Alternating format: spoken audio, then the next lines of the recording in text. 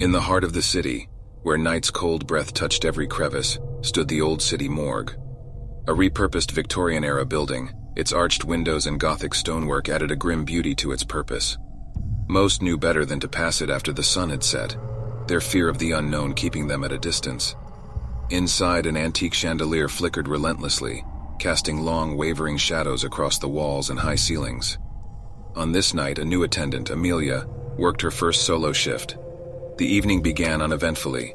She was methodical, diligently following her routine as the head mortician had instructed. The occasional strange sound or unexpected shadow would give her pause, but she told herself it was just the building settling or the wind against the windows. An hour into her shift, the lights suddenly dimmed, flickered, then turned off completely. Amelia jumped, her heart pounding. Holding her breath, she slowly reached into her pocket and pulled out her cell phone, using it as a torch. With light in hand, she decided to investigate, her job requiring her to ensure everything was in order. She went towards the breakers, trying to ignore the dread crawling up her spine. As she made her way down the labyrinthine corridors, she thought she heard a soft whispering sound. She stopped in her tracks. Holding her breath, she listened closely. The whispers ceased, replaced by a stifling silence. She shook it off, trying to convince herself it was her imagination. Reaching the breakers, she opened the rusty box. Just as she was about to switch them back on, the whispers returned, this time louder, clearer. Her heart raced, adrenaline flooding her veins.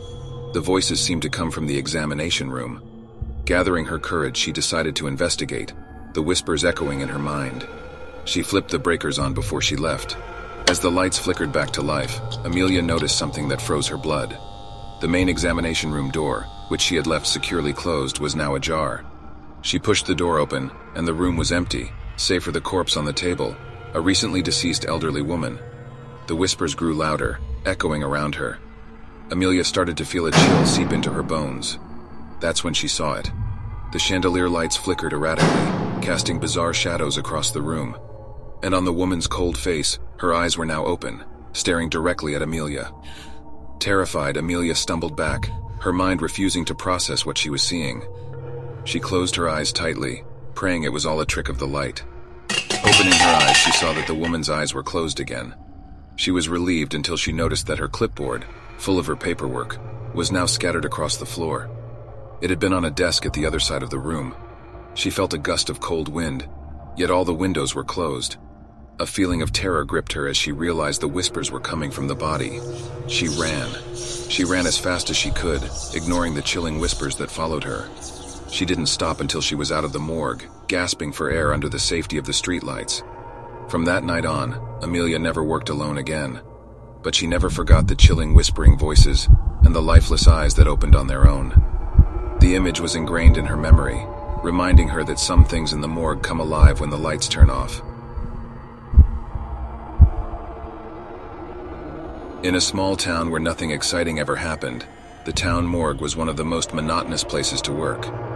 That was until Lucas, the town's new mortician, experienced his first encounter with the supernatural. Lucas was a rational man, not easily spooked, and he had a deep respect for the dead. However, the job did have its quirks. The morgue was located in the basement of the town hospital, a place that could chill anyone's spine, even in the light of day. One night during his shift, Lucas was busy preparing a body when he heard a faint sound, like a distant echo of someone sobbing. He paused, lifting his gaze to look around the sterile room. With a shrug, he brushed it off as the wind.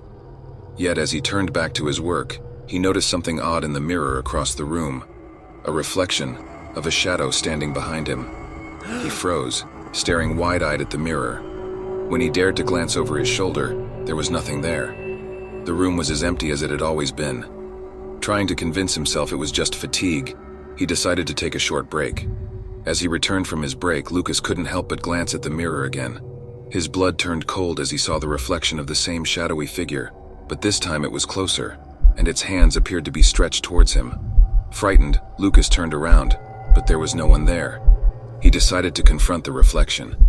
As he approached the mirror, the figure in the reflection mirrored his steps, its hands reaching for his. It was in that moment Lucas realized that the shadowy figure was his own reflection. But something was wrong. His reflection's eyes were hollow. and a dark smile stretched unnaturally across its face. He watched in terror as the figure in the mirror started to move independently, the grotesque smile never leaving its face. His fear escalated when the figure started moving closer to the mirror's surface, its hands pressed against the glass as if trying to break through. Lucas, paralyzed with fear, watched as the reflection's hand started to push through the mirror. Just as he felt a cold, shadowy hand on his own, the lights in the morgue flickered, and suddenly the reflection was back to normal. It was just him, Lucas, standing there, sweating and panting, his heart pounding in his chest. From that night onwards, Lucas requested a transfer to the day shift, unable to face his own reflection in the morgue's mirror. The memory of his haunting doppelganger kept him up many nights, a chilling reminder that not all shadows are merely absence of light. In this silent, sleepy town, the morgue now held secrets only the brave dared to uncover. For some, a reflection is just that, a reflection. But for others, it could be a terrifying shadow from another realm. The city morgue was an old place, with peeling paint and creaking floorboards, its age apparent in every nook and corner. For decades it had been under the watchful eyes of the old mortician Henry. One stormy night, when rain was pouring in torrents and thunder echoed in the distant sky, a call came. A man had died in a terrible accident and his body was being brought in. Henry prepared himself for the arrival. He'd seen many a body in his long career, but something about this night felt different. There was an uneasy chill in the air that made the hair on the back of his neck stand up. When the body arrived, it was draped in a white cloth, soaked from the rain. As Henry pulled the cloth back, he was taken aback. The man was young, barely out of his teens, his face calm but with an unsettling gaze that seemed to look past death itself. As Henry began his work, he couldn't shake off the feeling of being watched. It was as if the deceased young man's eyes were following him. Suddenly, the lights flickered and the room plunged into darkness. A chill ran down Henry's spine. With trembling hands, he reached for his flashlight, illuminating the room in an eerie, wavering glow. But the body, it was not on the table. Confused and terrified, Henry scanned the room with his flashlight. Then he heard it, a soft, whispering voice, pleading. It was coming from behind him. He turned around slowly, and there was the young man, standing upright, his eyes sad and pleading. "One last wish," he whispered, reaching out towards Henry. In shock, Henry stumbled backward, knocking over his tray of tools with a loud crash. When he looked up again, the young man was gone.